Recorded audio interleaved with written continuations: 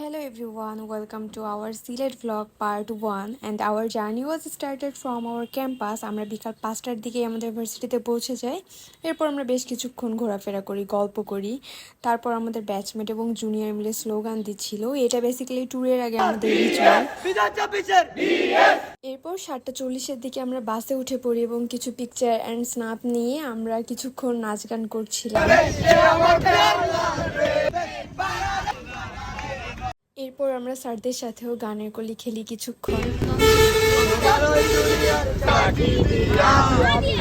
দিন কিছুক্ষণ রেস্ট নিতে নিতে 11:40-এর দিকে আমরা মাও পৌঁছে যাই।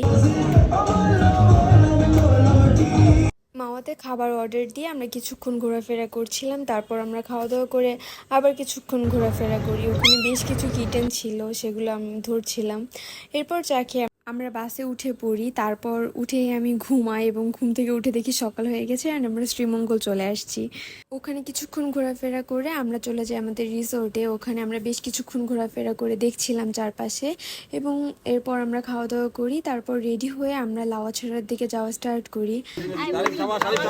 অ্যান্ড যাওয়ার পথেও আমরা বেশ মজা করি, আমরা ছবি তুলছিলাম, গান গাচ্ছিলাম। এরপর আমরা পৌঁছে যাই লাওয়াছড়া। ওখানে বেশ কিছুক্ষণ ঘোরাফেরা করে ছবি তুলে আমরা মাধবপুর লেকের দিকে যাই। মাধবপুর লেকে প্রচন্ড গরম এবং রোদ ছিল, তাই আমরা একটু ঠান্ডা শরবত খেয়ে আমরা চা বাগান ঘুরি।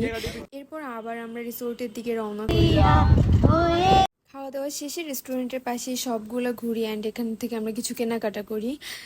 তারপর রিসোর্টে ফিরে কিছুক্ষণ রেস্ট নিয়ে আমরা আবার নিচে চলে যাই।